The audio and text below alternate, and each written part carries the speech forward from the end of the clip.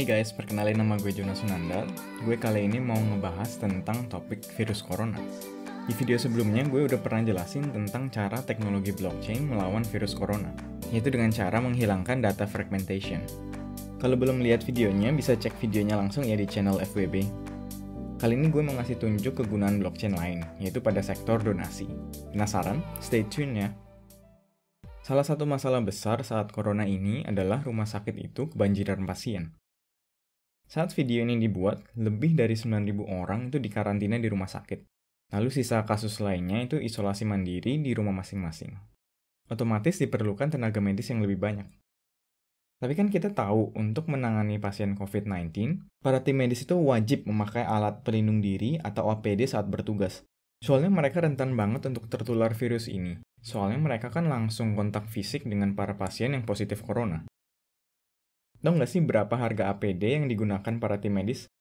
Gue dengar-dengar berkisar sekitar 750.000 sampai 3 juta loh. Dan bayangin itu dipakai cuma sekali, karena APD itu harus sekali pakai langsung dibuang. Nggak bisa kayak dipakai berkali-kali. Karena jumlah pasien dan tenaga medis meningkat, kebutuhan APD juga tentu sangat meningkat. Bulan April tahun 2020, Gubernur DKI Jakarta Anies Baswedan juga mengatakan kalau di Jakarta sendiri itu sehari perlu 10.000 APD. Bayangin, tiap hari berarti minimal rumah sakit di Jakarta itu ngeluarin uang 10.000 dikali 3 juta, yang berarti 30 miliar per hari. Itu hanya untuk APD ya, belum lagi alat lain atau honor para medis. Pemerintah pastinya kewalahan nih untuk memenuhi besarnya pengeluaran untuk menghadapi virus corona ini. Dari masalah tersebut, makanya banyak juga masyarakat yang berempati dan bersimpati, dan ingin juga ikut membantu pihak-pihak yang terdampak virus corona. Salah satu bantuannya dengan mengirim uang atau menjadi donatur. Saat ini untuk berdonasi, biasanya memakai jasa pihak ketiga yang akan menyalurkan dana tersebut ke penerima donasi. Coba kita lihat permasalahan pada platform donasi zaman now ya. Yang pertama, aplikasi donasi ini bisa disebut sebagai pihak ketiga, yang menjembatani donatur dan penerima donasi. Tapi kalau memakai jasa pihak ketiga atau third party, berarti pasti ada biaya administrasi kan? Tentunya si platform perlu uang untuk operasional, misal biaya sewa server, gaji, marketing, dan lain sebagainya. Pasti mereka akan menarik sedikit uang juga dari total uang yang didonasikan. Jadi uang yang seharusnya diberikan kepada penerima donasi harus dialokasikan juga untuk pihak ketiga yang membantu donatur dalam memberikan bantuan. Dari riset gua, rata-rata biasanya memberikan biaya admin sebesar 5% dari total donasi yang terkumpul. Itu tadi masalah pertama. Permasalahan kedua adalah kurangnya transparansi. Kita nggak pernah tahu sebenarnya di belakang itu duit pendonor dibuat apa kan? Pasti pernah timbul pertanyaan, nyampe nggak ya bantuannya ke penerima donasi? Buktinya ada nggak? Apakah uangnya dipakai untuk hal-hal yang mereka janjikan? Jangan-jangan mereka pakai untuk kepentingan pribadi doang. Saat ini, kita hanya percaya pada database yang masih terpusat, yang tentu saja bisa terjadi manipulasi data. Jadi bisa aja yang ditampilin pada platform adalah penerima donasi sudah menerima donasi, padahal sebenarnya di belakang itu enggak.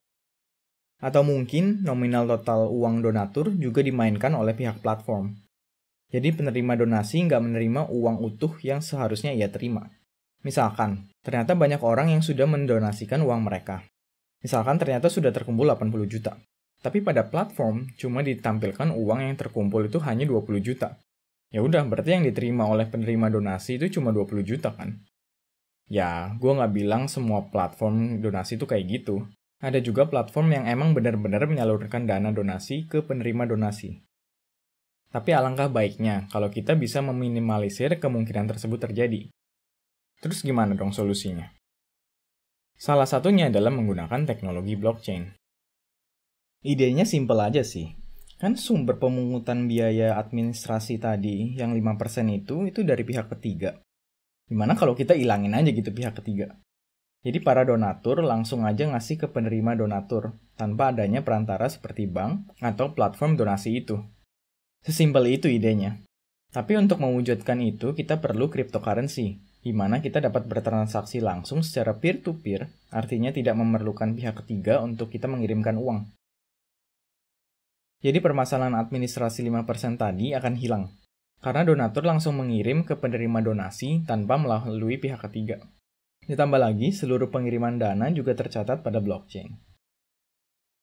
Nah, ada bonus masalah yang diselesain nih, yaitu karena cryptocurrency bersifat borderless dan global, maka donasi dapat dilakukan dimanapun, kapanpun, dan diberikan ke seluruh penjuru dunia. Jadi kalau kalian mau donasi ke luar negeri atau ada orang yang mau donasi ke Indonesia, bisa menggunakan cryptocurrency. Oke, tapi kita belum menyelesaikan problem yang kedua, yaitu transparansi. Benar nggak nih, uang yang dikasih itu dipakai untuk hal yang benar, misalkan untuk beli APD? Untuk masalah itu, kita memerlukan smart contract, yaitu sebuah perintah-perintah di atas blockchain yang pasti akan menjalankan hal yang diprogram sebelumnya. Bayangin aja smart contract itu sama seperti robot yang diprogram untuk bisa makan. Dia bisa makan kue dan makan pizza. Ya udah, sampai kapanpun robot itu akan cuma bisa makan aja. Dia nggak akan bisa diajarin untuk backflip, minum, ataupun jalan. Tapi walaupun dia nggak bisa diajarin apa-apa, tapi hebatnya adalah memori ingatannya itu kuat. Dia akan selalu ingat siapa yang nyuruh dia untuk makan, atau dia makan apa aja, dan semua itu akan dicatat. Semua aktivitas yang dilakukan robot ini juga akan tercatat semua. Kenapa bisa gitu? Karena sifat immutable pada blockchain. Artinya data yang sudah masuk nggak akan bisa diubah lagi. Dan semua aktivitas yang terjadi di dalam blockchain juga tercatat. Oke, balik lagi nih, sekarang cara blockchain solve transparansi di donasi. Nah, jadi kita bisa bikin sebuah smart contract donasi yang bisa menerima uang, mengirimkan uang, membeli barang, dan verifikasi barang. Semua akan dibuat dalam bentuk smart contract. Jadi flow-nya bakalan kayak gini. Misalkan rumah sakit A itu ingin membeli APD yang total harganya 100 juta untuk misalkan stok 2 bulan. Jadi dia akan request nih ke smart contract donasi. Teman-teman, tolong dong kita mau beli APD harganya 100 juta untuk stok kita selama 2 bulan. Ya udah, kan banyak ya orang baik. Misalnya ada 3 orang yang mau ikutan dan membantu rumah sakit si A ini. Lalu rumah sakit A ini akan menyuruh smart contract donasi untuk memesan APD.